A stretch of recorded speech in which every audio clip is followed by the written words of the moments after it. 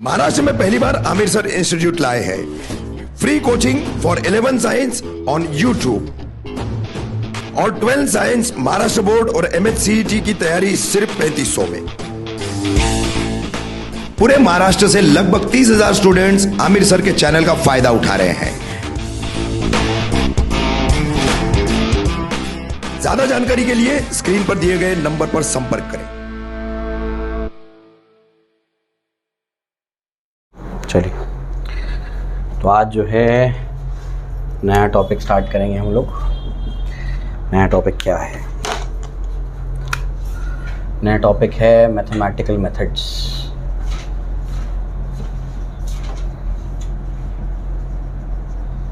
Mathematical methods, ठीक है।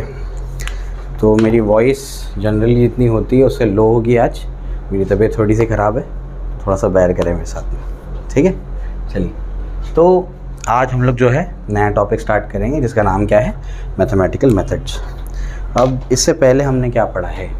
इससे पहले हमने यूनिट्स एंड डायमेंशन पढ़ लिया है ना, फिज़िक्स का लेक्चर आज। तो फिज़िक्स के टीचर ने आपको क्या पढ़ाया? यूनिट्स एंड डायमेंशन, ठीक है ना। चलो, यानी यूनिट्स एंड मेजरमेंट कह लो उसको। तो यूनिट्स एंड मेजरमेंट आपको पढ़ा चुके हैं। अब जो है आपको पढ़ना है मैथमेटिकल मेथड्स।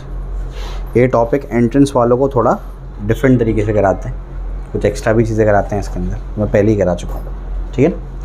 तो अब वो वाला पार्ट जो है जो एंट्रेंस और बोर्ड्स में कॉमन है वो कराने जा रहा हूँ, ठीक। तो वो टॉपिक क्या है? टॉपिक समझाता हूँ मैं आपको। ये जो चैप्टर है ये क्या बताता है आपको? आप एक बात को समझ लीजिए कि जो हमारा फिज़िक्स है, फिज़िक्स क्या है? It is the study of nature. क्या है फिज़िक्स? Study of nature. हम कुदरत की स्टडी करते हैं फिज़िक्स में। किसकी स्टडी करते हैं? कुदरत की, नेचर की स्टडी करते हैं, ठीक है ना। फिज़िक्स जो है ये ग्रीक वर्ड से बना है जिसको कहते हैं फ्यूजिस। क्या बोलते हैं इसको? फ्यूजिस। फ्यूजिस का मतलब नेचर होता है। तो बेसिकली हम लोग जो है फिज़िक्स में क्या पढ़ते हैं? नेचर की स्टडी करते हैं। क्या करते हैं फिज़िक्स में? नेचर की स्टडी करते हैं, ठीक है ना। अब जब हम लोग नेचर की स्टडी करते हैं तो उसमें हम लोगों को थ्योरेटिकल पार्ट भी पढ़ना होता है और मैथमेटिकल पार्ट भी पढ़ना होता है। तो जब हम लोगों को फिज़िक्स को समझना है तो हमको थोड़ा बहुत मैथ्स आना चाहिए, एटलीस्ट 12th लेवल तक। अगर आप ग्रेजुएशन लेवल पे फिज़िक्स पढ़ना चाहते हैं तो आप बिना मैथ्स पढ़े फिज़िक्स नहीं पढ़ सकते, समझे। जो फिज़िक्स पढ़ा है ना उसको मैथ्स तो आना ही चाहिए। जो मैथ्स पढ़ा है उसको ज़रूरी नहीं फिज़िक्स आए, लेकिन जो फिज़िक्स पढ़ता है उसको मैथ्स आना ही चाहिए। मैंने फिज़िक्स क्यों किया? मेरा इंटरेस्ट मैथ्स में था। मैथ्स होता है बताया था ना। तो हमारे इंडिया में क्या होता है? मैथ होता है, मैथ। तो जो मैथ होता है मेरा इंटरेस्ट उसी में था। मैं ना फिज़िक्स पढ़ाने से पहले मैथ्स का टीचर हुआ करता था, मैथ्स पढ़ाता था पहले। लेकिन जब मैंने ग्रेजुएशन के करीब हुआ मैं, तो मुझे समझ आ गया कि अगर मैं फ़िज़िक्स करूँगा तो मुझे मैथ्स तो पढ़ना ही पड़ेगा। तो ऐसे फ़िज़िक्स पढ़ के मेरे क्या हो जाएंगे? दोनों सब्जेक्ट रेडी हो जाएंगे, समझा। मुझे बहुत इंटरेस्ट था मैथ्स में, तो ऐसे मेरी फ़िज़िक्स की तरफ जर्नी हुई। वरना मैं एक्चुअली बनना क्या चाहता था? मैथ्स का टीचर, ठीक है। मुझे मौका नहीं मिलता मैथ्स पढ़ाने का क्योंकि केमिस्ट्री भी संभालना है। क्योंकि मैथ्स पढ़ाऊँगा तो तुम देखोगे सर क्या मैथ्स पढ़ाते हैं, ठीक है। चलो, तो बेसिकली जो हमारी फ़िज़िक्स की स्टडी है उसमें दोनों चीज़ें होती हैं, थ्योरेटिकल पार्ट भी होता है, मैथमेटिकल पार्ट भी होता है। मैं आपको इस चैप्टर में उतना मैथ्स सिखाने वाला हूँ जितना आपको 2 साल की फ़िज़िक्स में काम आएगा। समझ आया? आपको फ़िज़िक्स पढ़ने से पहले क्या पढ़ना पड़ेगा? थोड़ा बहुत मैथ्स पढ़ना पड़ेगा। क्यों मैथ्स पढ़ना पड़ेगा? क्योंकि फ़िज़िक्स में 90% मैथ्स है। मैथमेटिक्स फ़िज़िक्स की लैंग्वेज है। क्या बोल रहा हूँ मैं? मैथमेटिक्स फ़िज़िक्स की लैंग्वेज है। अगर अपने को फ़िज़िक्स में बात करनी है तो अपने को क्या करना पड़ेगा? अगर अपने को फ़िज़िक्स में बात करनी है तो अपने को मैथ्स के टर्म्स में बात करना पड़ता है। कैसे बात करना पड़ता है? मैथ्स के टर्म्स में बात करना पड़ता है। तो अपने को उतना बहुत तो मैथ्स आना चाहिए जितना 2 साल की फ़िज़िक्स में रिक्वायर्ड है, ठीक है ना। इसी वजह से फिज़िक्स की बुक में नाम क्या है चैप्टर का? Mathematical methods. पूरा मैथ्स में तुमको सिखा रहा हूँ क्या? नहीं, मैं तुमको पूरा मैथ्स सिखा रहा हूँ, दूसरे टीचर सिखाएंगे। मैं तुमको क्या सिखा रहा हूँ? मैं उतना मैथ्स सिखा रहा हूँ जितना फिज़िक्स में रिक्वायर्ड है। भेजे में गई बात? तो याद क्या रखना है? फिज़िक्स में 90% मैथ्स है और mathematics is the language of physics. समझे? मैथमेटिक्स क्या है? Language of physics. समझा? क्लियर हो गया? चलो, तो बेसिकली हमको जो है कुछ बेसिक मैथ्स पढ़ना पड़ेगा, ठीक है ना। तो बेसिक मैथ्स क्या है आइए उसको समझते हैं। कौन कौन सी चीज़ें हमको इस चैप्टर में पढ़नी है। तो जब हम लोग मैथमेटिकल मेथड ये चैप्टर पढ़ रहे हैं ना, तो इसमें हम लोग को दो चीज़ें बेसिकली पढ़नी है। एक अपने को पढ़ना है वेक्टर एनालिसिस। क्या पढ़ना है? Vector analysis. और दूसरा है आपको पढ़ना है एलिमेंट्री कैलकुलस। एलिमेंट्री कैलकुलस, ठीक है ना। ये पार्ट रिड्यूस सिलेबस के अकॉर्डिंग डिलीटेड है, लेकिन मुझे ये समझ नहीं आता कि ये अगर नहीं पढ़ाएंगे तो नेक्स्ट चैप्टर में इसका यूजेज कैसे करेंगे। तो ये तो मैं आपको पढ़ाऊँगा, भले ये डिलीटेड है। ऐसा कई बार होगा कि कुछ टॉपिक्स जो है स्टेट बोर्ड में डिलीटेड होंगे, स्टेट बोर्ड के बच्चों के लिए डिलीटेड होंगे, लेकिन फिर भी मैं पढ़ाऊँगा क्योंकि आगे वो काम आने वाला है। ठीक है, क्लियर हो गया? चलो, तो अपने को क्या पढ़ना है मेजरली इस चैप्टर में बताओ? वेक्टर एनालिसिस और एलिमेंट्री कैलकुलस, ये अपने को पढ़ना है। इसमें भी दो चीज़ें पढ़नी है, एक पढ़ना है डिफरेंशिएशन और एक पढ़ना है थोड़ा सा इंटीग्रेशन। एक पढ़ना है डिफरेंशिएशन और एक पढ़ना है इंटीग्रेशन। वेक्टर एनालिसिस में क्या करना है? वेक्टर एनालिसिस में जैसे आपने ये सीखा होगा, आप जो छोटी साइंस में होते हैं तो आपको बताते हैं कि 2 + 3 कितना होता है? 6 होता है कि नहीं? 2 + 3 6 है ना। 2 + 3 कितना, आप सोच क्या रहे हो तुम? ठीक है, कितना होता है? 2 + 3 कितना होता है? 5। तो आपने ये पढ़ा लोअर स्टैंडर्ड में, ठीक है ना। आप 4th 5th तक ये पढ़ते हैं। जब आप 6th स्टैंडर्ड में आते हैं, 5वीं क्रॉस करते हैं, तो आपको फिर पढ़ाते हैं कि 2x + 3x कितना होता है? तो ये होता है 5x। समझे? यानी बेसिकली आपको क्या करते हैं, पहले आपको अरिथमेटिक सिखाते हैं, जिसको बोलते हैं अरिथमेटिक, जिसमें सिर्फ नंबर के साथ में डीलिंग है। फिर आपको एल्जेब्रा सिखाते हैं, जिसमें नंबर और वेरिएबल दोनों हैं। अब मैं आपको सिखाऊंगा वेक्टर। समझे? आपने जब अरिथमेटिक सीखा तो प्लस माइनस मल्टीप्लाई डिवाइड सीखा। प्लस कैसे करते, माइनस कैसे करते, नंबर्स को मल्टीप्लाई कैसे करते, डिवाइड कैसे करते, ये आप बचपन से सीख कर आए। ठीक। फिर आपने एल्जेब्रा में प्लस माइनस मल्टीप्लाई डिवाइड सीखा, इनको कैसे ऐड करते हैं। 2x - 3x क्या होगा? -1x होगा। कैसे सबट्रैक्ट करते हैं? 2x × 3x क्या होगा? नंबर वाला नंबर से 6, वेरिएबल वाला वेरिएबल से x²। फिर 2x/3x क्या होगा? 2y3। तो आपने नंबर्स का प्लस माइनस मल्टीप्लाई डिवाइड सीखा। फिर आपने यानी अरिथमेटिक में प्लस माइनस मल्टीप्लाई डिवाइड सीखा। फिर आपने एल्जेब्रा में प्लस माइनस मल्टीप्लाई डिवाइड सीखा। समझे? अब आप क्या करने जा रहे हैं? अब आप वेक्टर्स में प्लस माइनस मल्टीप्लाई डिवाइड नहीं होता इसमें। वेक्टर में अब क्या सीखना है? प्लस माइनस मल्टीप्लाई डिवाइड नहीं सीखना। डिवाइड होता ही नहीं है वेक्टर में, डिवीजन नहीं होता वेक्टर्स का। वेक्टर में मल्टीप्लिकेशन 2 टाइप के होते हैं, वो मैं आपको बताऊंगा। यहाँ तक समझ आ गया? तो आप क्या सीख कर गए पता है? आप बच्चों को टर्म्स नहीं पता होते, मैं टर्म्स बताता हूँ।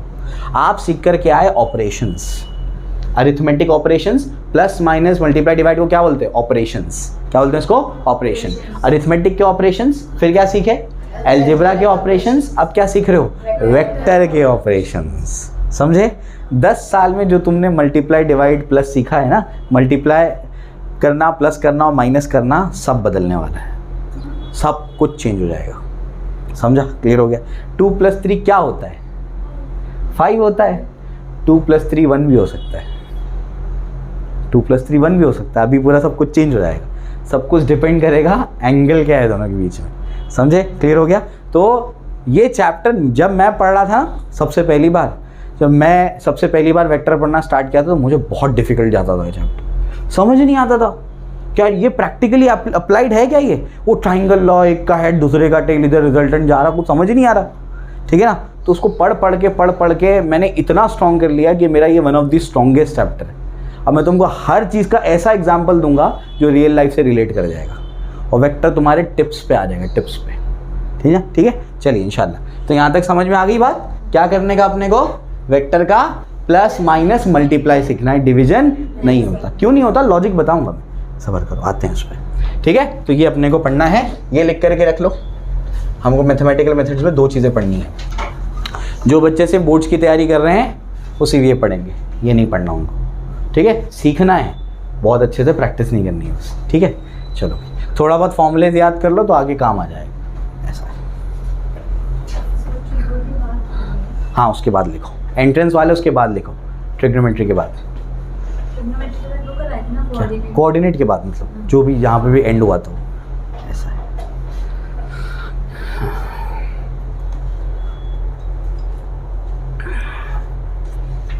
क्या सर, लिखो।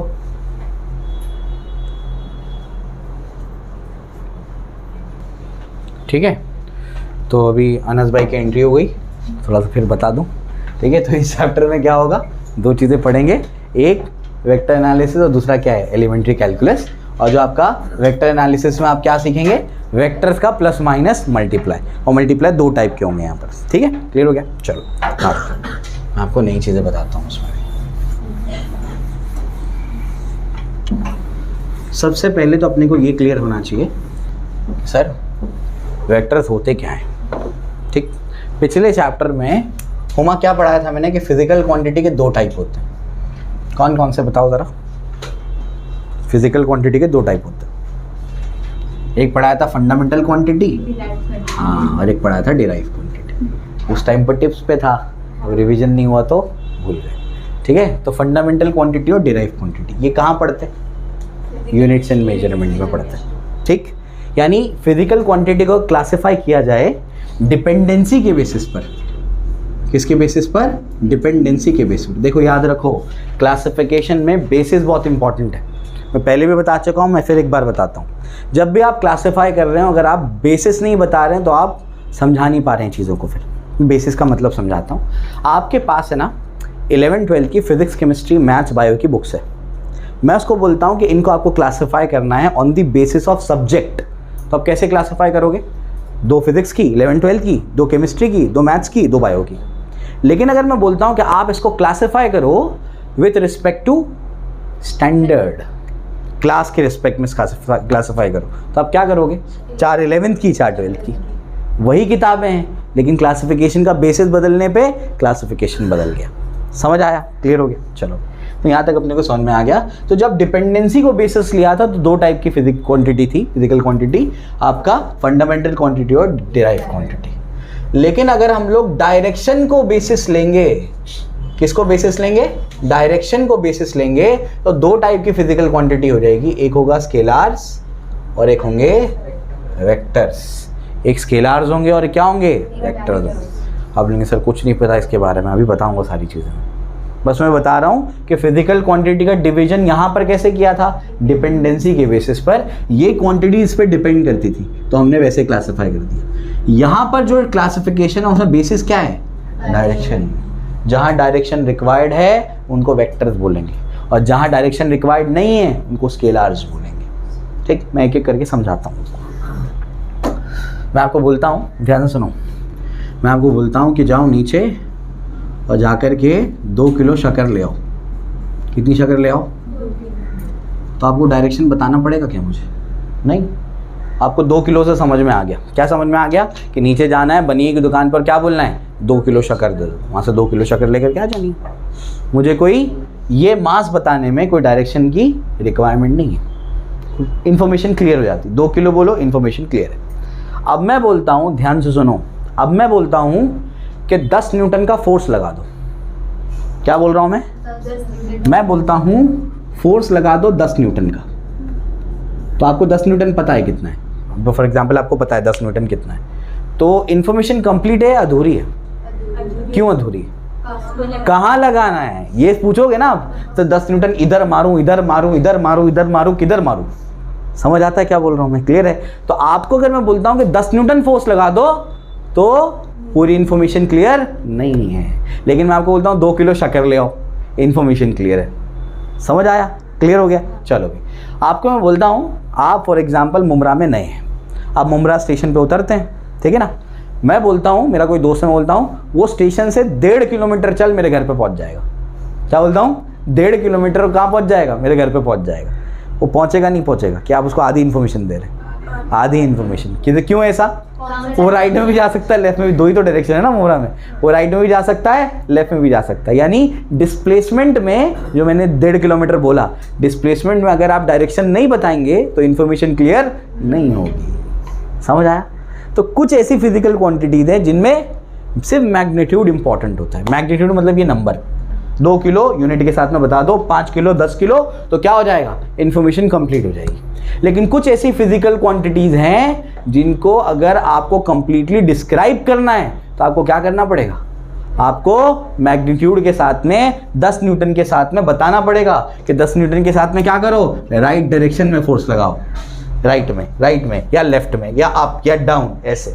समझ आया? क्लियर हो गया?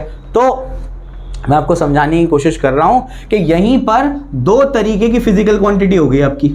ये फिजिकल क्वांटिटी में सिर्फ क्या रिक्वायर्ड है, मैग्नीट्यूड रिक्वायर्ड है। इस फिजिकल क्वांटिटी में मैग्नीट्यूड के साथ में, मैग्नीट्यूड मतलब ये जो नंबर है ना उसको मैग्नीट्यूड बोलते हैं, मैग्नीट्यूड के साथ में क्या रिक्वायर्ड है, डायरेक्शन भी रिक्वायर्ड है।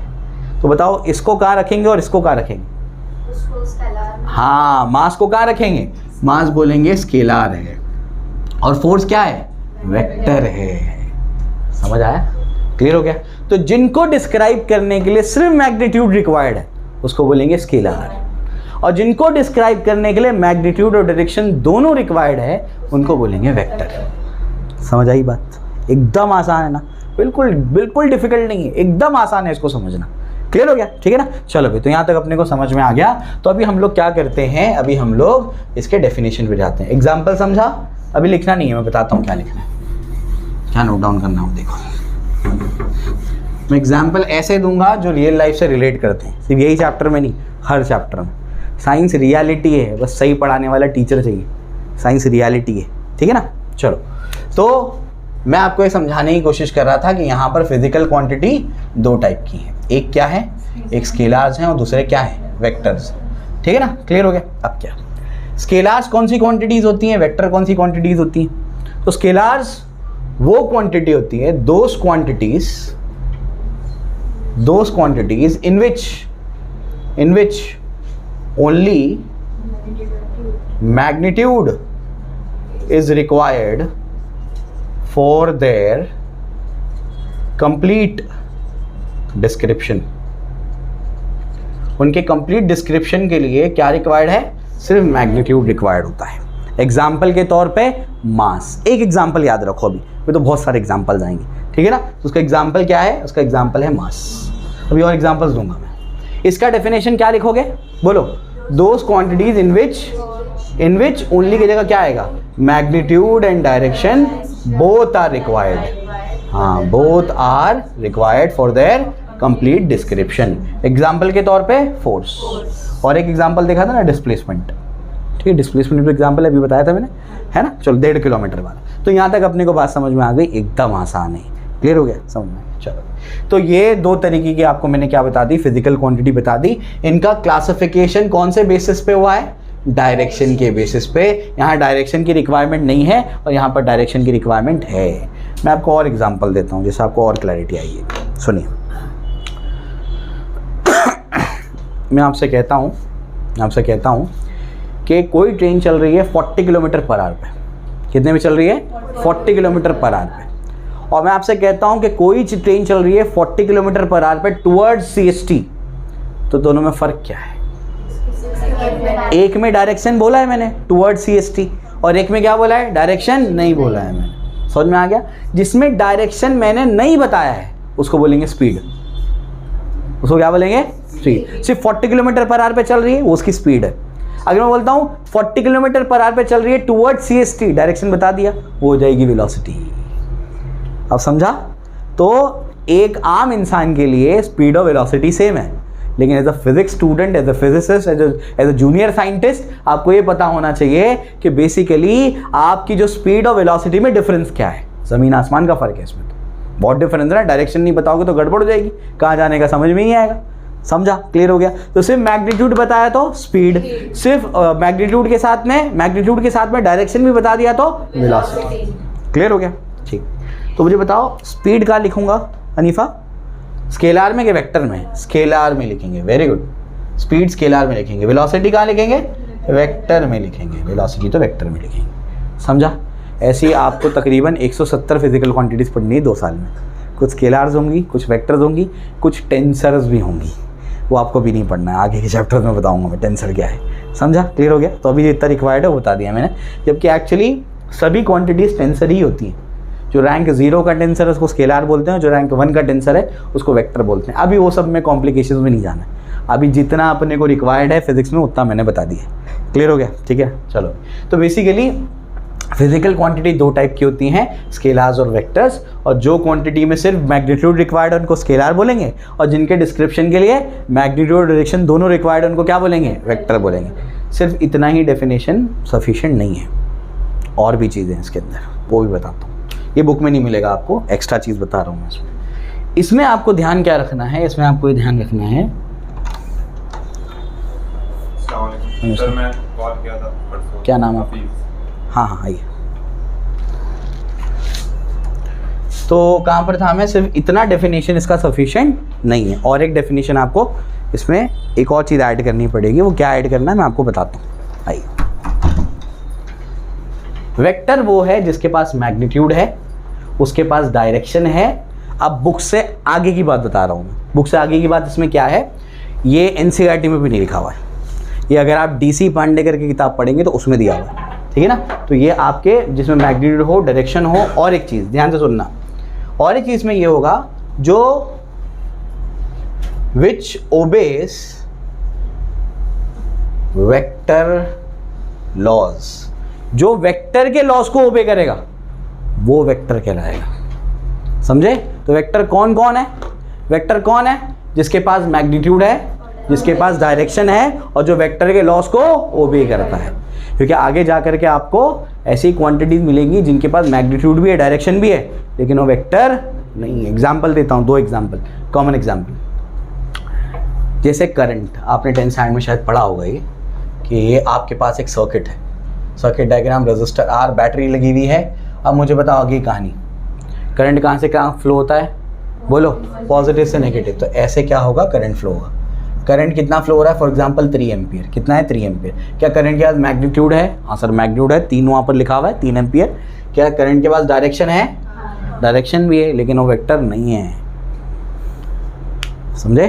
क्यों नहीं है, उसके लिए आपको लॉ सीखने पड़ेंगे पहले, कि उसका कौन सा लॉ है, law of parallelogram, triangle law of addition या पॉलीगन लॉ ऑफ एडिशन, वो बताऊंगा मैं आगे जाके। यहाँ तक समझा। तो अगर आपसे कोई पूछेगा वेक्टर क्या है, तो आप क्या बोलोगे, जिसके पास मैग्नीट्यूड है, डायरेक्शन है, और जो वेक्टर के लॉस को ओबे करता है। इसका एक ऑल्टरनेट डेफिनेशन भी देता हूँ, ऑल्टरनेट डेफिनेशन। वेक्टर वो क्वांटिटीज है जिनके पास मैग्नीट्यूड है, डायरेक्शन है, और जो पैरेललोग्राम लॉ को ओबे करता है। ये कंप्लीट डेफिनेशन है उसका, समझे। जिनके पास मैग्नीट्यूड है, डायरेक्शन है, और जो क्या करता है, लॉ ऑफ पैरेललोग्राम को ओबे करता है। ये तीनों चीज़ें जिसके पास है वो क्या है, वेक्टर है। स्कूल के एग्जाम में इतना चल जाएगा, ये हो सकता है स्कूल की टीचर को शायद पता भी ना हो, ठीक है, ये चीज़ में ऐड होगी, लेकिन अगर तुम ऐड कर दोगे तो गलत नहीं, ये ज़्यादा बेटर डेफिनेशन है, समझा, क्लियर हो गया। चलो भाई, तो यहाँ तक अपने को समझ में आ गया, ठीक है ना। तो इसको जल्दी से कॉपी कर लो, फिर मैं और चीज़ें बताता हूँ उसके अंदर आपको। चलिए, तो यहाँ तक अपने को समझ में आ गया है कि फिजिकल क्वांटिटीज दो टाइप की होती हैं, स्केलार्स और वेक्टर। स्केलार कौन सी होती हैं, बोलो, जिनको डिस्क्राइब करने के लिए, अब इंग्लिश में याद कर लो भाई, 11th वालों को ये लिखना है ना पेपर में, those quantities in which only magnitude is required for their complete description, उसको क्या बोलेंगे, उनको स्केलार्स बोलेंगे। वेक्टर्स कौन है, those quantities in which magnitude and direction both are required for their complete description, school के एग्जाम के लिए। एक्चुअल डेफिनेशन क्या है, those quantities in which magnitude, direction both are required and they follow parallelogram law of vector addition, उनको vectors बोलेंगे, समझा, clear हो गया। चलो भाई, एग्जाम्पल याद कर लो, यहाँ 2 एग्जाम्पल, यहाँ 3 एग्जाम्पल याद कर लो। क्या एग्जाम्पल है यहाँ पर, मास और स्पीड, यहाँ पर एग्जाम्पल फोर्स, वेलोसिटी और आपका डिस्प्लेसमेंट, ऐसे बहुत सारे। डिस्टेंस स्केलार, क्यों, स्पीड का फॉर्मूला क्या है, डिस्टेंस अपॉन टाइम, तो स्पीड क्या है, स्केलार, तो डिस्टेंस भी क्या है, स्केलार, समझा, ठीक है ना। चलो, यहाँ तक अपने को बात समझ में आती है। उसके बाद जो है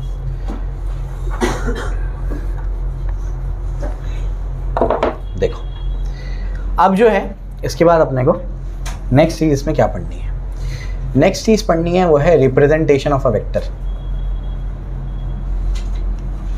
रिप्रेजेंटेशन ऑफ अ वेक्टर, एक वेक्टर को रिप्रेजेंट कैसे करते हैं, ठीक है ना। तो वेक्टर के बच्चों 2 रिप्रेजेंटेशन है, एक होता है ग्राफिकल रिप्रेजेंटेशन, एक होता है सिंबॉलिक रिप्रेजेंटेशन, ठीक। उसके 2 रिप्रेजेंटेशन है, एक है आपका ग्राफिकल रिप्रेजेंटेशन, ग्राफिकल रिप्रेजेंटेशन, और एक क्या होता है, सिंबॉलिक रिप्रेजेंटेशन। ठीक है ना, क्लियर हो गया। ग्राफ में कैसे बनाते हैं, ग्राफ में हम लोग क्या करेंगे, हमेशा एक एरो से क्या करेंगे, वेक्टर को हम लोग रिप्रेजेंट करेंगे। कैसे रिप्रेजेंट करेंगे, एक एरो से।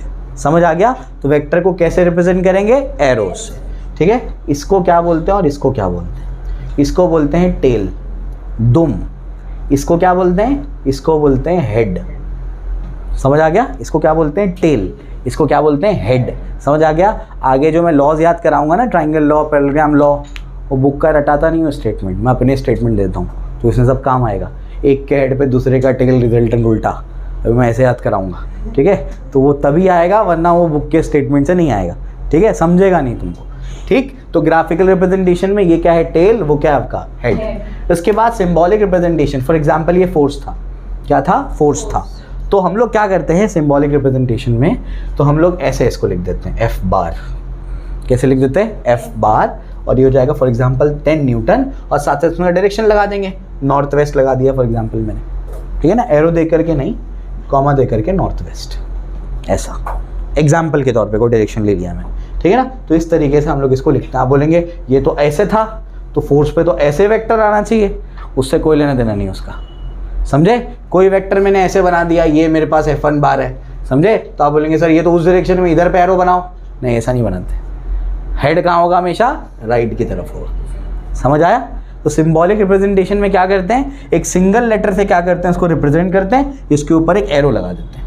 जब आप मैथ्स में वेक्टर पढ़ेंगे, वहाँ पर एरो वैरो नहीं लगेगा, वहाँ पर ऐसे लगा देंगे, समझे।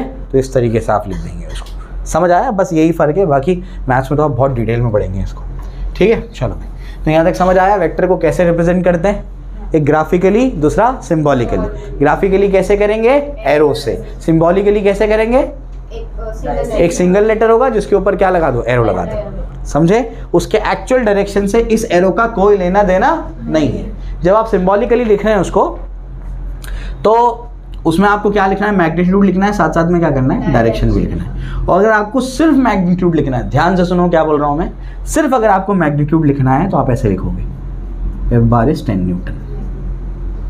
सिर्फ मैग्नीट्यूड लिखना है तो ऐसे लिखोगे आप। समझ आया, क्लियर हो गया। मतलब अगर मॉड लगा दिया, मतलब डायरेक्शन लेने की जरूरत नहीं है, सिर्फ क्या बताना है, मैग्नीट्यूड। मैग्नीट्यूड मतलब ये नंबर, उसके साथ में यूनिट भी बताना पड़ेगा ना कितना है वो, ठीक है, ऐसा है। तो मैग्नीट्यूड का मतलब मैंने बताया था उसमें यूनिट्स एंड मेजरमेंट में कि फिजिकल क्वांटिटी को कैसे लिखते हैं, न्यूमेरिकल वैल्यू इनटू यूनिट। कोई भी फिजिकल क्वांटिटी को कैसे लिखते हैं, न्यूमेरिकल वैल्यू इनटू यूनिट। बोला था लेक्चर देखने के लिए। तो ये जो न्यूमेरिकल वैल्यू है ना, यही तो है, इसी न्यूमेरिकल वैल्यू को मैग्नीट्यूड बोलते हैं। उसके साथ में हम यूनिट लगा देते हैं उसका, समझा। तो क्या क्या समझ आया, फिजिकल क्वांटिटी की कितने टाइप, अनस कितने टाइप, 2 टाइप। कौन कौन सा, स्केलार और वेक्टर। स्केलार कौन होता है, जिनको डिस्क्राइब करने के लिए सिर्फ मैग्नीट्यूड चाहिए। वेक्टर जिनको डिस्क्राइब करने के लिए मैग्नीट्यूड चाहिए, डायरेक्शन चाहिए, और वेक्टर के पैरेललोग्राम लॉ को ओबी करता है, समझा, उनको वेक्टर बोलेंगे। एग्जांपल दो, स्केलार वेक्टर का एग्जांपल दो जल्दी।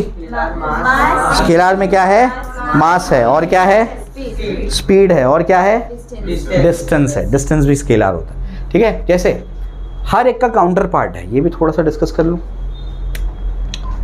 स्केलार जो है, स्केलार में डिस्टेंस आता है, वहीं जो आपका वेक्टर है, वेक्टर में इसी का काउंटर पार्ट क्या होगा, डिस्प्लेसमेंट। मतलब अगर मैं बोलता हूँ 10 मीटर तो वो डिस्टेंस है, मैं बोलता हूँ 10 मीटर टुवर्ड्स राइट तो वो क्या है, डिस्प्लेसमेंट। इतना आसान है। फिर मैं बोलता हूँ 40 किलोमीटर पर आवर तो क्या है, स्पीड है। मैं बोलता हूँ 40 kilometre per hour towards CST, क्या बोलोगे, वेलोसिटी है, समझे, क्लियर हो गया। फिर यहाँ पर वेलोसिटी के बाद आता है यहाँ पर एक्सेलरेशन, ये नेट एक्सेलरेशन होता है। अगर मैं बोलता हूँ वेलोसिटी किस रफ्तार से बदल रही, तो एक्सेलरेशन।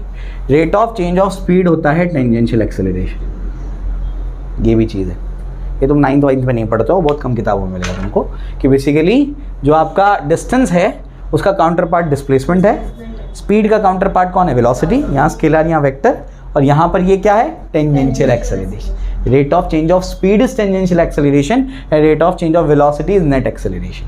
अब ये काइनेमेटिक्स में सीखेंगे।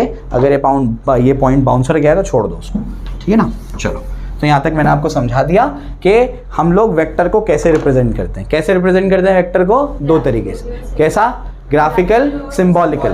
ग्राफिकली में कैसे करेंगे? एरो से। सिंबॉलिकल कैसे करेंगे?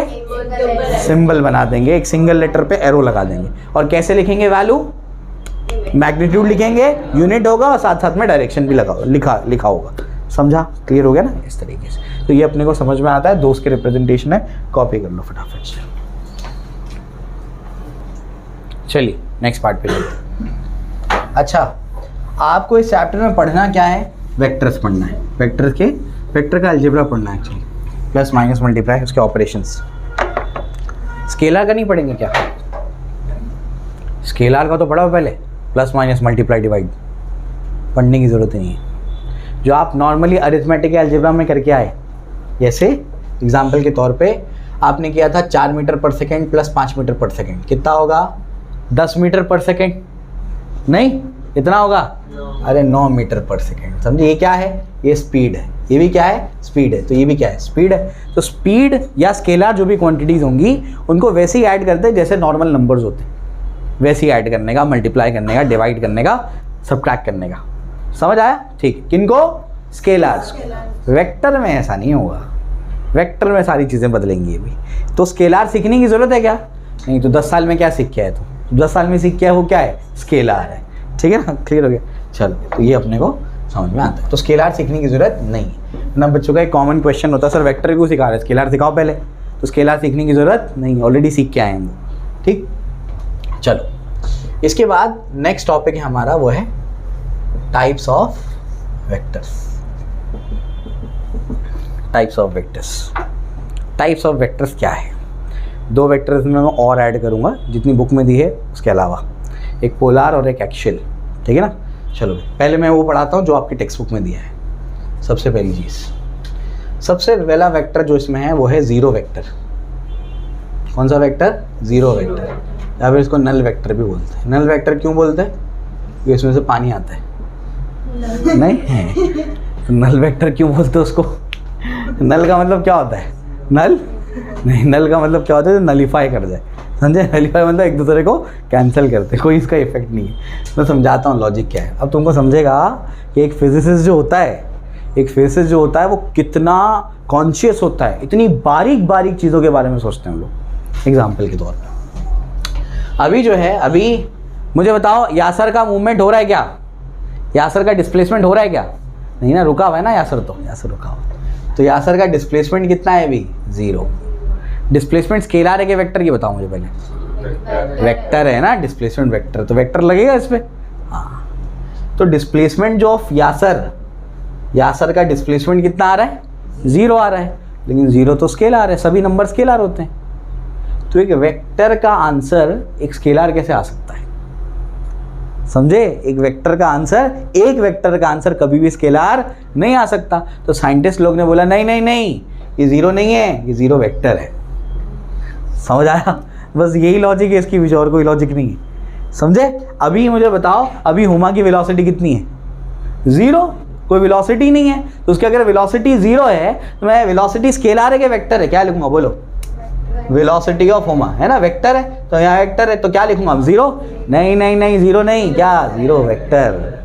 समझे? ये लॉजिक है इसके पीछे का। अब ये तो वो बात हो गई जो भेजे में जाती है। अब वो बात बताता हूँ जो एग्जाम में लिखना है। एग्जाम में क्या लिखना है? 0 वेक्टर ऐसा वेक्टर होता है जिसका मैग्नीट्यूड क्या होता है? 0 होता है। तो वेक्टर तो डायरेक्शन होगा, तो डायरेक्शन आर्बिट्ररी होता है। आर्बिट्ररी मतलब क्या?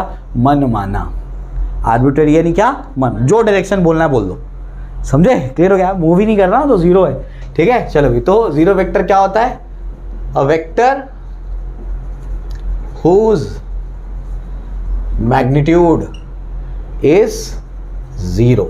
इसका मैग्नीट्यूड क्या है? 0। उसको क्या बोलेंगे? 0 वेक्टर। ठीक है, डायरेक्शन के बारे में आपकी बुक नहीं बताती, मैं बता देता हूँ। डायरेक्शन जो है इसका डायरेक्शन आर्बिट्ररी होता है। आर्बिट्ररी यानी क्या?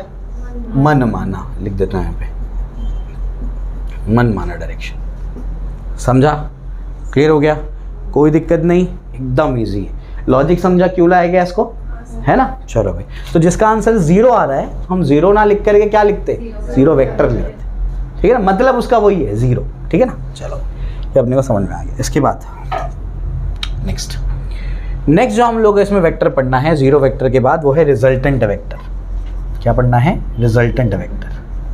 अभी रिजल्टेंट वेक्टर क्या है ये हम लोग अभी समझते हैं। देखो इंपॉर्टेंट है, ये आगे जाके बहुत काम आएगा। अब क्या होता है, एक है यहाँ पर ब्लॉक, एक ब्लॉक है, इस साइड से हफीज़ खींच रहा है 10 न्यूटन से, ठीक है ना, और इस साइड से आसिम खींच रहा है फॉर एग्जांपल 8 न्यूटन से, ठीक है ना। या फिर पहले ऐसे करते हैं कि इस साइड से आसिम भी खींच रहा है कितने से? 8 न्यूटन से। तो बताओ दोनों का रिजल्टेंट कितना न्यूटन बनेगा? टोटल फोर्स कितना बनेगा भाई बोलो? अरे 18 बनेगा ना। टोटल कितना बनेगा? 18। तो एक फोर्स है, क्या होगा, F1 + F2 करेंगे ना, एक फोर्स 10 न्यूटन है, दूसरा फोर्स 8 न्यूटन है, कितना लिखोगे? 18 न्यूटन। तो जो 18 न्यूटन है ना वो रिजल्टेंट है। अरे जो रिजल्ट आया, दोनों को मिला करके जो रिजल्ट आया उसी को क्या बोलेंगे? Resultant vector. समझ में आ गया? तो इसने हफीज़ ने 10 न्यूटन से खींचा, आसिम ने 8 न्यूटन से खींचा, रिजल्टेंट कितना आया? 18 न्यूटन। अब मैं इन दोनों को भगा देता हूँ, लाटो, और मैं क्या करता हूँ? 18 न्यूटन से खींचता हूँ। समझ में क्या करता हूँ मैं? 18 न्यूटन से खींचता हूँ। तो ये अकेले वेक्टर का वही इफेक्ट होगा जो बाकी दो वेक्टर का था। तो वो वेक्टर जिसका वही इफेक्ट होगा जो बाकी वेक्टर्स को मिला करके है, उस वेक्टर को क्या बोलेंगे? Resultant vector. समझा? तो रिजल्टेंट मतलब क्या? अरे नतीजा, रिजल्ट, यही मतलब होता है उसका, उसके नाम में ही छुपा उसका मतलब। क्लियर हो गया? अब मुझे बताओ, यहाँ से ये जो 18 न्यूटन से है ना इंशा खींच रही है, और वहाँ पर है ना 15 न्यूटन से अफशा खींच रही है। अब बताओ रिजल्टेंट क्या बनेगा? इधर लगा है 18 न्यूटन, उधर लग रहा है 15 न्यूटन। बोलो रिजल्टेंट क्या बनेगा? अरे घबराते क्यों तुम लोग? बोलो ना, गलत तो गलत, कोई बात नहीं, बोलो 3 न्यूटन रिजल्टेंट बनेगा। यही क्या है यहाँ पर? रिजल्टेंट। समझ आ गया? तो रिजल्टेंट मतलब क्या? जो रिजल्ट आया, जो नतीजा आया, उसी को रिजल्टेंट बोलेंगे। समझा? क्लियर हो गया? चलो भाई, तो इस तरीके से रिजल्टेंट वेक्टर। अब तो ये वो बात हो गई, मैंने बोला था 3 इडियट्स देखे तुम लोग, तो 2 डेफिनेशन बताता है मशीन का, 2 डेफिनेशन, एक वो जो सिंपल भाषा में होता है और एक वो जो एग्जाम में लिखना है। तो अभी वो सिंपल भाषा वाला बता दिया मैंने, अब मैं एग्जाम में लिखने वाला डेफिनेशन बताता हूँ, ठीक है? चलो भाई, एग्जाम में क्या लिखना है? The resultant of 2 or more vectors is that single vector which produces the same effect as produced by all the vectors together. वापस रीड करूं, सुनो। The resultant of 2 or more vector, 2 से ज़्यादा भी हो सकते थे, हो सकता है 3 लोग यहाँ पर खींचते तो रिजल्टेंट वो बनता। तो resultant of 2 or more vector is that single vector, 18 Newton क्या था वो पहले केस में? Single vector. is that single vector which produces the same effect as produced by the all vectors together. Exam में लिखना है, समझे? और इसी बात को आसान भाषा में समझा दिया मैंने तुमको। समझ आई बात? क्लियर हो रहा है? ठीक है, चलो भाई, तो यहाँ तक अपने को समझ में आ जाता है। अब जो है इसके बाद मैं आपको डेफिनेशन लिखा देता हूँ। ये सबको क्लियर है? ये लिख लो, 2 एग्जाम्पल खुद से बनाओ अपनी बुक में, खुद से करो। 2 एग्जाम्पल जो मैंने दिया था वो एग्जाम्पल पहले लिखो। पहले कितना लगाया था? कितना लगाया था? 10 और 8, तो वो वाला लिखो। फिर उसके बाद दूसरा एग्जाम्पल लिखो, फिर डेफिनेशन लिखाता हूँ मैं। डेफिनेशन बुक से लिख लोगे? बुक में दिया है डेफिनेशन, वो याद कर लेना, सेम डेफिनेशन है, ठीक है? The resultant of 2 or more vector is that single vector which produces the same effect as produced by all the other vectors. ठीक है ना? क्लियर हो गया? चलो भाई, सिर्फ लेक्चर बैठने से पूरा टॉपिक क्लियर हो जाएगा ऐसा नहीं है, आपको खुद से भी पढ़ना पड़ेगा। समझ में आ गया? ठीक है ना? लेक्चर बैठना, मैं अपना, मेरा जो कॉन्ट्रीब्यूशन है वो 50% है, रिजल्ट में बाकी 50% आपका कॉन्ट्रीब्यूशन है। समझ आ रहा है क्या बोल रहा हूँ मैं अपने 50% का 110% दे रहा हूँ, तुम अपने 50% का कितना दे रहे हो वो मैटर करता है कि रिजल्ट कैसे बनेगा। फिर उसी पे मैटर करेगा कि रिजल्ट कैसे बनता है, ठीक है ना? तो आपको अपना काम करना है, सिर्फ लेक्चर बैठ गया सब हो गया ऐसा नहीं होता है। और जो बच्चे एंट्रेंस की तैयारी कर रहे हैं, लेक्चर बैठे, उसके बाद टॉपिक को रीड किया, उसके बाद भर भर के न्यूमेरिकल सॉल्व किया, तब जाके टॉपिक रेडी होगा, वरना नहीं होने वाला टॉपिक रेडी। तुम सोच रहे हो थ्योरी कर लिया, अरे थ्योरी तो पहला स्टेप है, पहला स्टेप तुमने क्लियर किया अगर थ्योरी समझ में आ गई तो। दूसरा स्टेप फिजिक्स में क्या है? न्यूमेरिकल। केमिस्ट्री में अगर आप थ्योरी ढंग से कर लेते हैं ना, 70-75% आपका काम हो जाता है वहीं पे। बहुत ज़्यादा न्यूमेरिकल्स की प्रैक्टिस नहीं है, क्योंकि सिर्फ फिजिकल केमिस्ट्री में न्यूमेरिकल्स है, वो भी जो न्यूमेरिकल होते हैं। तो हलवा 2020 में जो क्वेश्चन आए सॉलिड स्टेट के, तुमको क्वेश्चन बताओ, अरे बाबा इतने सिंपल तो कभी सवाल आ ही नहीं पेपर में, तभी तो 720 में 720 मार दिए बच्चे। आज तक कभी हुआ था क्या? फिर 2020 के क्वेश्चन दिखाऊँ, हंसोगे तुम, उतने सिंपल तो बोर्ड में भी नहीं आते, इतने सिंपल क्वेश्चंस थे। जबकि जेई का लेवल मेंटेन किए थे उन लोगों ने, जेई का लेवल मेंटेन था। इस बार भी कुछ पेपर में तो एकदम इजी दे दिया पेपर, थर्ड अटेम्प्ट की बात कर रहा हूँ मैं। कुछ पेपर में ऐसा पेपर बनाया हम लोग ने कि एनसीईआरटी की बाउंड्री को पार करके छक्का मार दिया उसने। बहुत दूर है एनसीईआरटी की बाउंड्री। एनसीईआरटी को बच्चा पढ़ के जाएगा तो कुछ ऐसे शिफ्ट्स थे उसके पेपर वो हल कर ही नहीं सकता अगर सिर्फ एनसीईआरटी पढ़ के जा रहा है तो। नीट में तो एनसीईआरटी बेस्ड आ रहा है, ठीक है ना। 2019 के बाद नीट के पेपर बहुत आसान आ रहे, उससे पहले टफ पेपर हुआ करते थे, ऐसा है, ठीक है। चलो भाई, तो बेसिकली आ जाओ। तो ये हम लोग ने कर लिया। अब उसके बाद आगे बढ़ते हैं।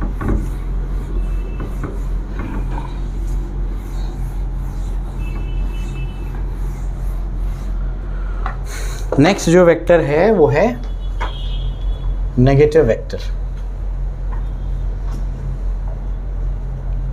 नेगेटिव वेक्टर नंबरिंग 1 2 3 करके की मैंने, हाँ, तो 3 आ जाएगा। अब नेगेटिव वेक्टर क्या होता है? नेगेटिव वेक्टर जो है बहुत आसान है।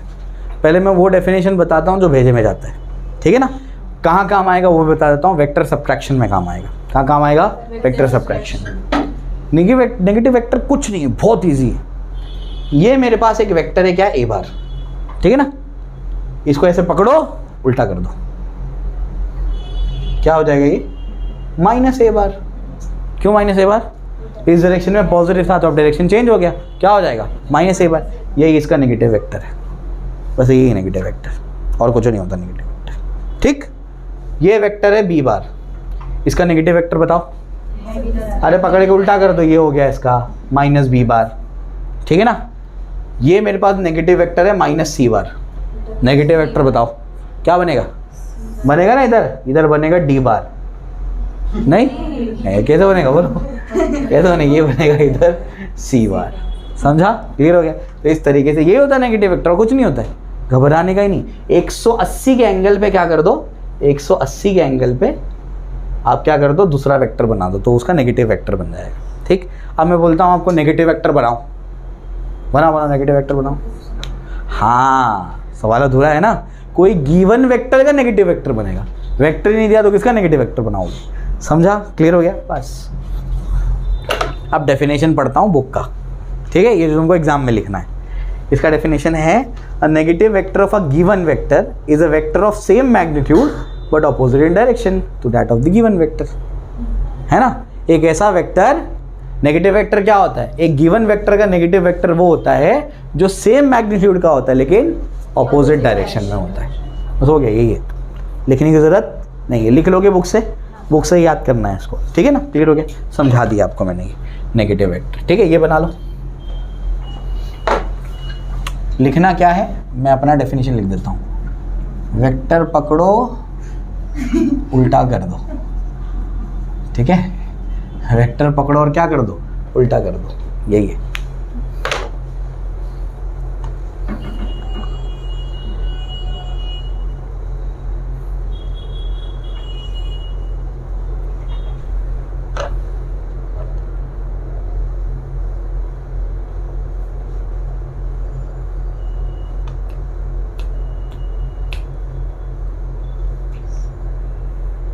हो गया?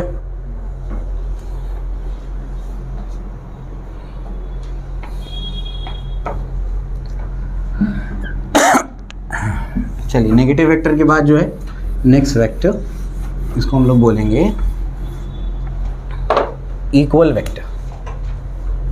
ये बताने की जरूरत है मुझे, इक्वल वेक्टर। अरे तुम लोग घबराते क्यों? बोलो। गलत हो गया तो कोई बात नहीं, मैं पीटने थोड़ी वाला हूँ तुमको, कोई बात नहीं, गलती हो गई तो मैं हूं ना सही करने के लिए। बोलो, इक्वल वेक्टर का मतलब क्या है? एक वेक्टर है मेरे पास, ये ए बार है। अब इसका इक्वल वेक्टर क्या बनेगा?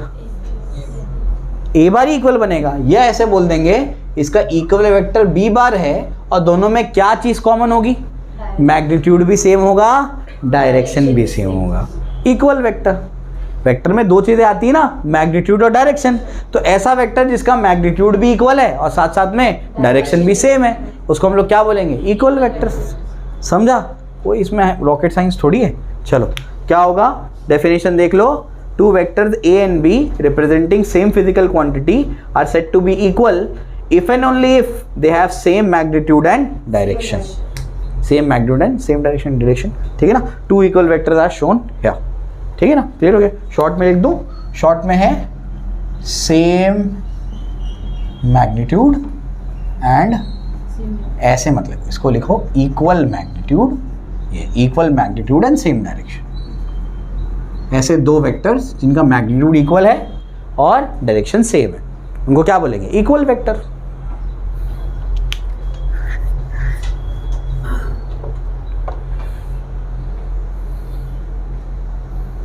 हो गया, चलो नेक्स्ट वेक्टर पे चलते हैं। अब ये मुझे थोड़ा सा समझाना पड़ेगा आपको,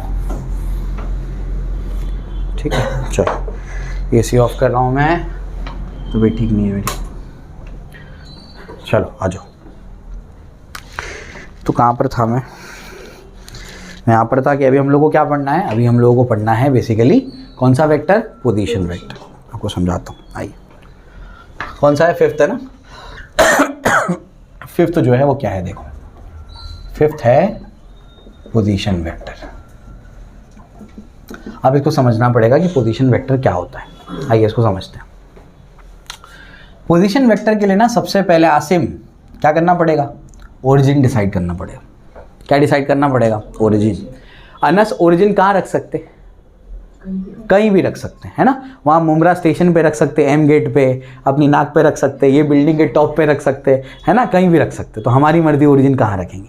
तो हमने क्या कर दिया, सबसे पहले ओरिजिन डिसाइड कर लिया, ये ओरिजिन डिसाइड कर लिया, ठीक। फिर ओरिजिन के बाद हम लोग क्या करते हैं? जेड। ओरिजिन के बाद क्या करते हैं? ओरिजिन के बाद हम लोग है ना ऐसे दो एक्सिस बनाते हैं। क्या करते हैं? दो एक्सिस बनाते हैं। एक को बोलता हूँ मैं एक्स एक्सिस, एक को बोलते हैं वाई एक्सिस। ये 1D है, 2D है, 3D है? 2D है। 2D का और एक नाम क्या बताया था हमने? प्लेन। तो प्लेन में है ये पार्टिकल, ठीक, क्लियर हो गया। अब ध्यान से सुनो। अब यहाँ पर जो है, यहाँ पर एक यहाँ पर पॉइंट है, यहाँ पर खड़ी है इंशा। कौन खड़ी है? इंशा। यहाँ पर इंशा खड़ी है, ठीक है ना। और यहाँ पर खड़ी कौन है? यहाँ पर है अफशा, ठीक है। तो यहाँ पर कौन खड़ा है? अफशा, ठीक है। तो भी करण अर्जुन को क्या करने का है? मिलाने का है, ठीक है। तो अब कैसे मिलाएंगे समझो, ठीक। तो अब क्या होता है, अब जो है मेरे को पता है कि इंशा के कोऑर्डिनेट्स क्या हैं। मेरे को क्या मालूम है? इंशा के कोऑर्डिनेट्स क्या हैं। तो मैं बोलता हूँ इंशा के कोऑर्डिनेट्स जो हैं वो है फॉर एग्जांपल 5,2 ये कोऑर्डिनेट्स है। क्या कोऑर्डिनेट्स है? इंशा के कोऑर्डिनेट्स क्या है? 5,2। मैं अफशा को बोलता हूँ बेटा क्या करने का है? एक्स डायरेक्शन में क्या करो? 5 चलो, और वाई डायरेक्शन में क्या करो? 2 चलो, समझे। तो इंशा क्या करती है? इधर पे चलती है ऐसे 5 चली, तो हो गया 5 यूनिट्स, ठीक है ना। और वाई डायरेक्शन में कितना चलती है? वाई डायरेक्शन में चलती है 2 यूनिट्स। समझ आया? क्लियर हो गया, ठीक है ना। चलो भाई, तो ये अपने को यहाँ तक बात समझ में आ गई कि ये जो है हमारा ही अफशा क्या है? अफशा को 5 यूनिट यहाँ चलना पड़ा और 2 यूनिट कहाँ चलना पड़ा? वाई डायरेक्शन में चलना पड़ा, ठीक है ना। क्लियर हो गया। अब इसको मैं यहीं पे जो आपका बाकी का वेक्टर है वो भी यहीं पे भी बता दूंगा, यूनिट वेक्टर जो है। समझो पहले, तो ये इसको चलना पड़ा, तो हम लोग क्या बोल सकते हैं? हम लोग क्या बोल सकते हैं कि अफशा को कितना चलना पड़ा? बताओ, अफशा को कितना चलना पड़ा? 5 यूनिट इन एक्स डायरेक्शन, ये चलना पड़ा, और 2 यूनिट्स इन वाई डायरेक्शन। समझा? 2 यूनिट्स इन वाई डायरेक्शन। समझ आ रहा है? क्लियर हो गया। अब क्या, हम ये थोड़ी लिखते बैठेंगे बार बार।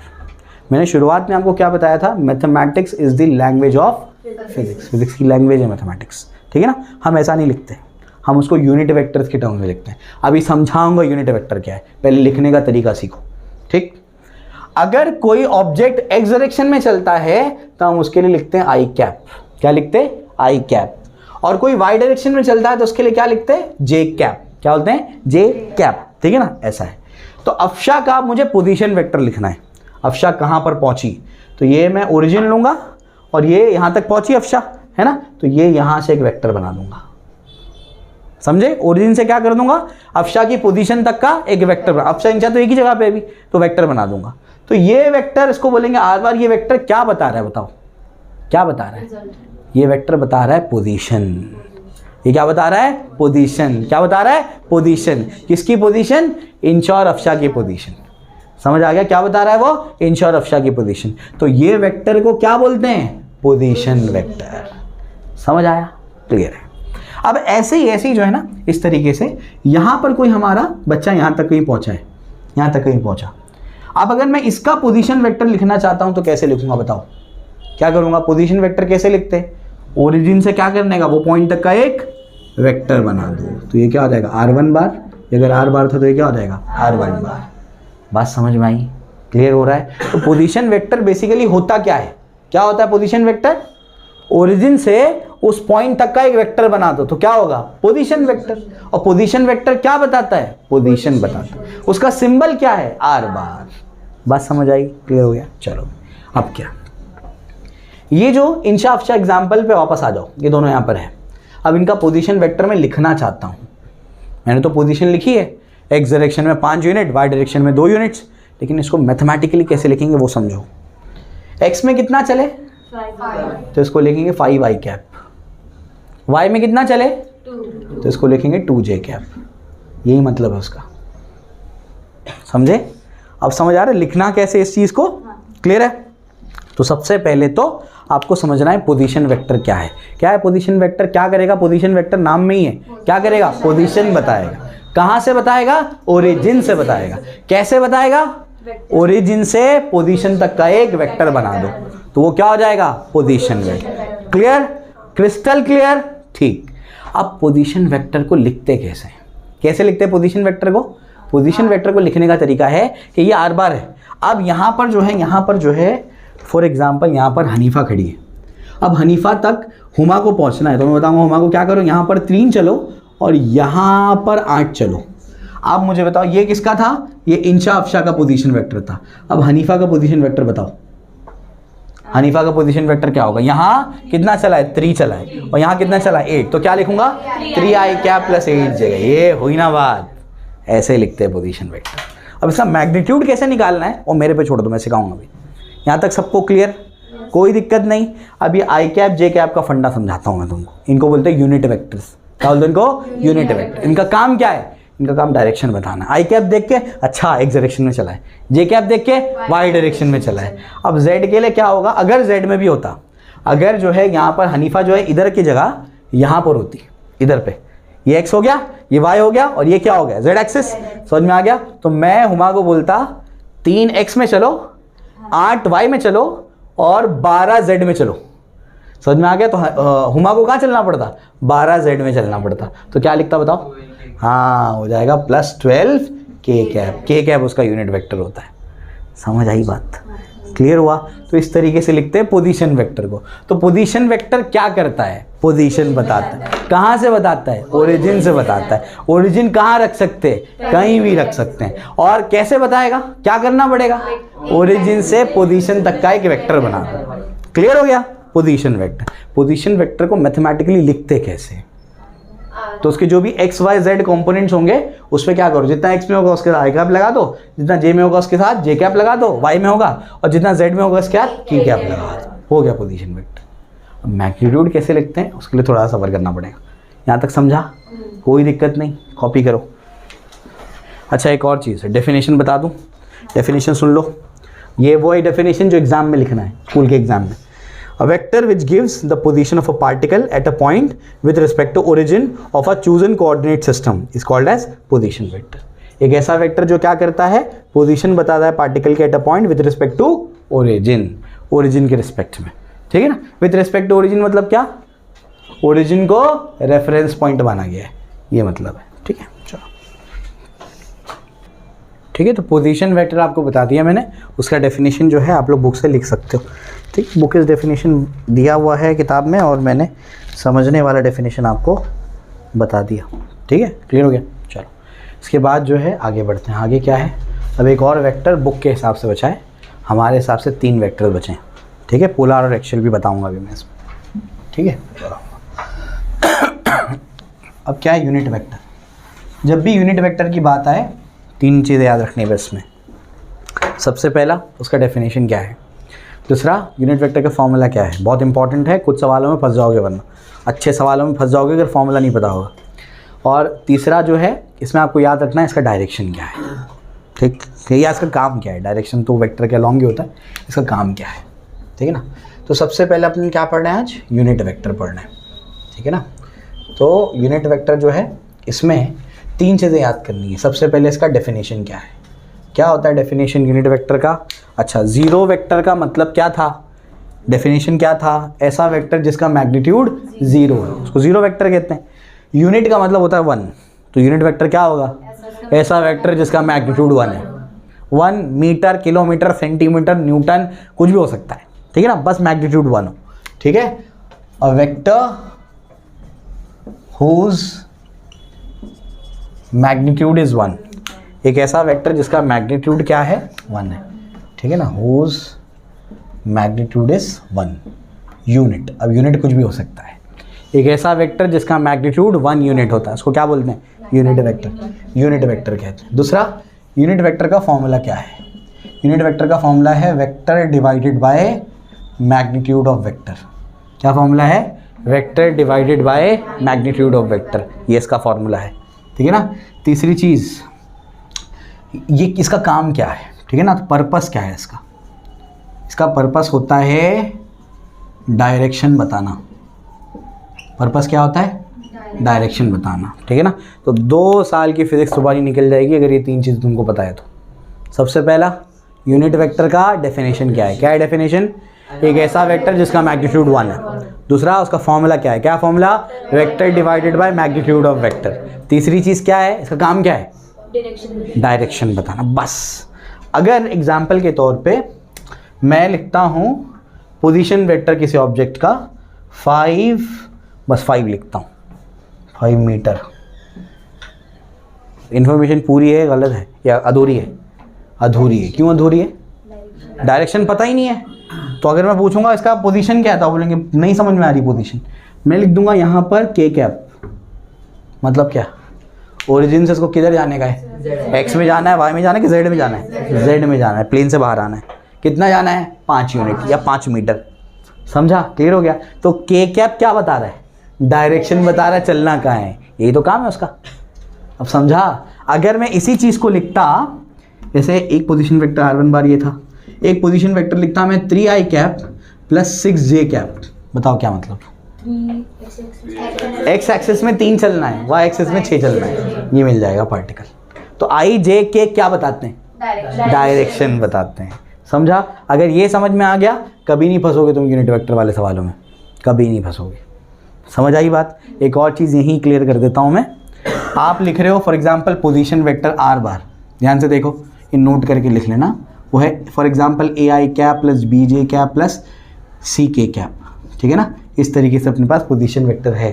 अब मैं क्या करता हूँ, अब मैं इसका मैग्नीट्यूड निकालना चाहता हूँ। क्या निकालना चाहता हूँ? मैग्नीट्यूड। ये पोजीशन वेक्टर हो या वेलोसिटी वेक्टर हो या एक्सेलरेशन वेक्टर हो या डिस्प्लेसमेंट वेक्टर हो, कोई भी वेक्टर हो, उसका मैग्नीट्यूड ऐसे ही निकाला जाता है। अगर कोई वेक्टर, इसको बोलते हैं कंपोनेंट फॉर्म। क्या बोलते हैं? Component form. अगर कोई वेक्टर कंपोनेंट फॉर्म में दिया है तो उसका मैग्नीट्यूड ऐसे ही निकाला जाता है जैसे मैं बता रहा हूँ आपको। कैसे लिखते हैं? अंडर रूट ऑफ क्या होगा वो? a square plus b square plus c square. मतलब जो भी यहाँ पर मैग्नीट्यूड है उसका स्क्वायर, फिर दूसरे का स्क्वायर, फिर तीसरे का स्क्वायर, अंडर रूट ले लो, ऐड करके अंडर रूट ले लो। समझा? अब कोई पोजीशन वेक्टर है, ये r1 बार था, ये r2 बार है, ai cap minus bj cap plus ck cap, बताओ क्या होगा मैग्नीट्यूड? r2 बार का मैग्नीट्यूड बोलो। अंडर रूट ऑफ क्या होगा? a square plus of minus b square plus c square. Minus b square क्या होगा? नेगेटिव नंबर का स्क्वायर तो पॉजिटिव होता है। हाँ। नेगेटिव नंबर का स्क्वायर पॉजिटिव होता है, ठीक है ना। चलो भाई, कोरोना बैच, पूछना पड़ता है कि आता है कि नहीं, ठीक है। तो नेगेटिव नंबर का स्क्वायर भी पॉजिटिव होता है, तो ये क्या होगा? ये हो जाएगा a स्क्वायर प्लस क्या होगा? B square plus c square. समझा? क्लियर हो गया? तो ऐसे ही लिखते हैं कोई भी कंपोनेंट फॉर्म में जो वेक्टर लिखा हुआ उसका मैग्नीट्यूड। क्लियर हो गया? समझ में आ गया? तो ये चीज़ याद रखना बच्चों, बहुत ज़्यादा काम आएगी आपको, बहुत ज़्यादा, ठीक है। जो बच्चे CET की तैयारी कर रहे हैं उनको ये चैप्टर नहीं आएगा। जो MST CET की तैयारी कर रहे हैं उनको ये चैप्टर नहीं आएगा, ध्यान से सुनो। लेकिन ये चैप्टर पूरी फिजिक्स में काम आएगा। जिसको वेक्टर नहीं आता उसको फिजिक्स नहीं आता। जिसने वेक्टर नहीं सीखा वो फिजिक्स कर ही नहीं पाएगा। क्यों? हर चैप्टर में इसका यूजेज है। इस वजह से इतना तगड़ा पढ़ाऊंगा नया चैप्टर में, तुम्हारे टिप्स पे होगा ये चैप्टर इंशाल्लाह। ठीक है? क्लियर हो गया? कॉपी। चलिए, तो ये हम लोगों ने कर लिया। अब उसके बाद जो है आगे बढ़ते हैं। कोई वेक्टर देता हूँ, उसका यूनिट वेक्टर निकालो पहले तुम्हें।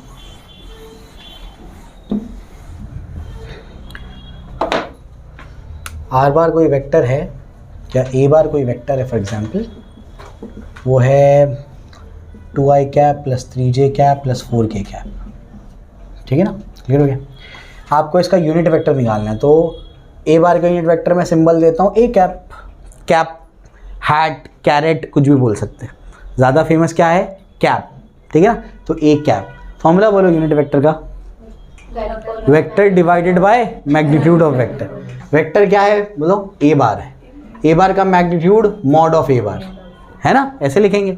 ए बार क्या है बोलो, ए बार क्या है 2i cap plus 3j cap plus 4k cap divide by magnitude of A bar क्या है, कैसे निकालेंगे, अंडर रूट ऑफ, है ना, मैग्नीट्यूड ऐसे निकालते अभी बताया ना, अंडर रूट ऑफ क्या होगा 2 का स्क्वायर प्लस 3 का स्क्वायर प्लस 4 का स्क्वायर, समझा, क्लियर हो गया। नीचे का सॉल्व कर सकते हो, बताओ कितना आएगा, 16 प्लस 9 प्लस 4, 16 9 25, 25 4 29, तो हो जाएगा 2i cap plus 3j cap plus 4k cap divide by under root of 29, ये इसका यूनिट वेक्टर है।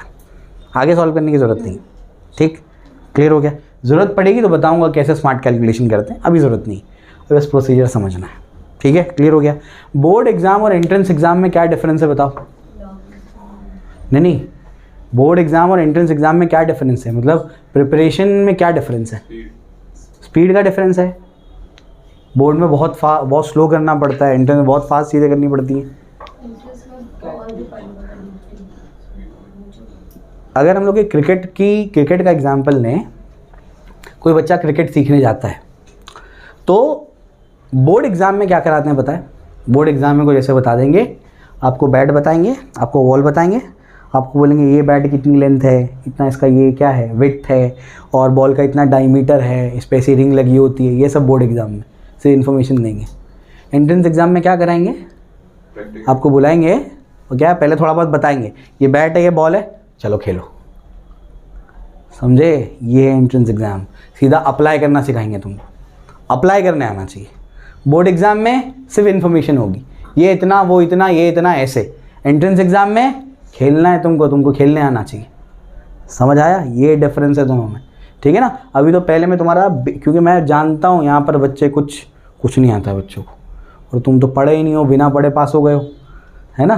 तो मैं पहले तुम्हारा क्या कर रहा हूँ, पहले तुम्हारा ना लेवल 1 रेडी कर रहा हूँ, ताकि एटलीस्ट तुम्हारा लेवल 1 रेडी हो जाए, टेक्स्ट बुक यानी लेवल 1 रेडी हो जाए, फिर मैं तुमको और उठा करके लेके जाऊँगा न्यूमेरिकल्स पे, ठीक है, क्लियर हो गया। चलो तो आ जाओ, इसको देखो, ये समझ में आ गया है ना, कॉपी कर लो उसको फटाफट से, 2 और वेक्टर बताता हूँ फिर आगे बढ़ते हैं उसमें। एक और चीज़ भी लिख लेना, आई कैप क्या चीज़ है, आई कैप है unit vector along x axis, फिर उसके बाद जे कैप है unit vector along y axis, और के कैप है unit vector along z axis, ऐसा है, ठीक है।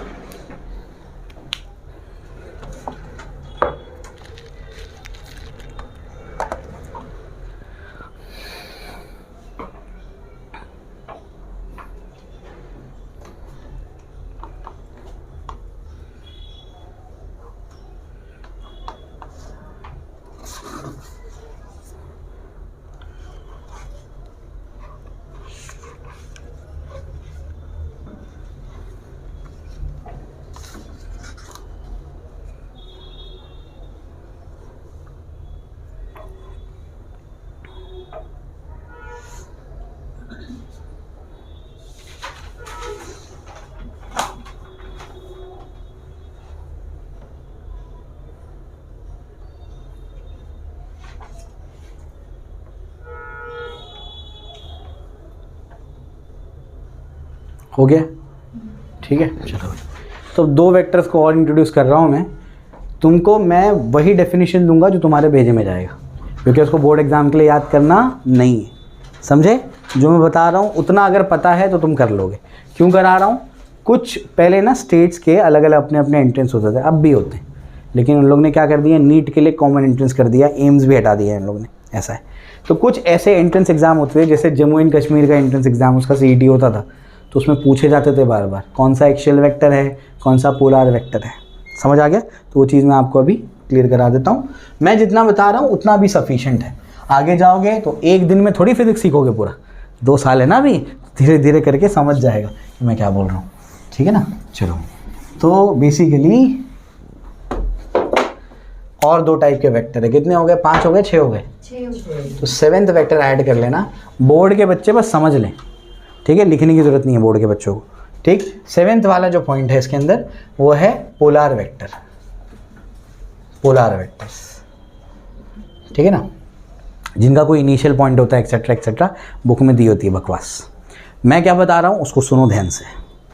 जितने भी लीनियर मोशन यानी ट्रांसलेशन मोशन वाले वेक्टर है, ट्रांसलेशन मोशन वाले vector, force, velocity, displacement etcetera etcetera, ये सब क्या है, पोलार वेक्टर्स हैं। जितने भी लीनियर मोशन यानी जो स्ट्रेट लाइन में होता है मोशन, अभी तुमको इसके बारे में आइडिया नहीं है, कुछ ऐसे मोशन होंगे जैसे अभी मैं कैसे चल रहा हूँ, स्ट्रेट लाइन में चल रहा हूँ, तो मेरा मोशन कैसा है, ट्रांसलेशन मोशन। फ़ैन कैसा चलता है ना, फ़ैन तो चल चल के दूसरे घर में जाता है, नहीं ऐसा नहीं होता। तो फ़ैन बेसिकली क्या करता है, अपनी जगह पर रोटेट करता है। फ़ैन जो है बेसिकली चलता तो है लेकिन कहीं जाता नहीं है। फ़ैन चलता है कि नहीं चलता है, अरे चलता है, फ़ैन फ़ैन चलाओ बोलते हैं ना, तो फ़ैन चलता तो है लेकिन कहीं जाता नहीं, समझ आ रहा है, ठीक है ना। तो बेसिकली जो रोटेशनल मोशन से रिलेटेड वेक्टर्स है, angle displacement, angle velocity, angle acceleration, ये सब जो होंगे वो क्या होंगे, वो होंगे एक्सियल वेक्टर। और जो ट्रांसलेशन मोशन से रिलेटेड वेक्टर है वो क्या है, पोलार वेक्टर। एटलीस्ट इतना पता होना चाहिए आपको, ठीक है, क्लियर हो गया। चलिए, तो ये हो गया पोलार वेक्टर। और जो एक्सियल वेक्टर्स होंगे, क्योंकि वो अलोंग द एक्सिस होते हैं, जो एक्सियल वेक्टर्स होते हैं वो क्या होते हैं, जो रोटेशनल मोशन से रिलेटेड है। एटलीस्ट इतना पता होना चाहिए आपको, ठीक है ना। तो जो रोटेशनल मोशन से रिलेटेड है, एग्जाम्पल क्या है, फ़ैन, तो उसमें अभी आगे जाके बताऊंगा, angular displacement, angular velocity, angular acceleration, ये सब आपके axial vector, along the axis होता है। ये कहाँ होता है, अलोंग दी एक्सिस होता है। तो ये 2 टाइप के वेक्टर पता होने चाहिए। लीनियर मोशन वाले वेक्टर को क्या बोलेंगे, पोलार वेक्टर, और रोटेशनल मोशन वाले वेक्टर्स को क्या बोलेंगे, एक्सियल वेक्टर्स। समझ आया, क्लियर हो गया। एटलीस्ट इतना जानना सफिशिएंट है। इसको जल्दी से कॉपी करो। और इसके बाद जो है, आज तो कंटिन्यू नहीं करूँगा मैं लेक्चर, तबीयत ठीक नहीं है मेरी। मैं कल जो है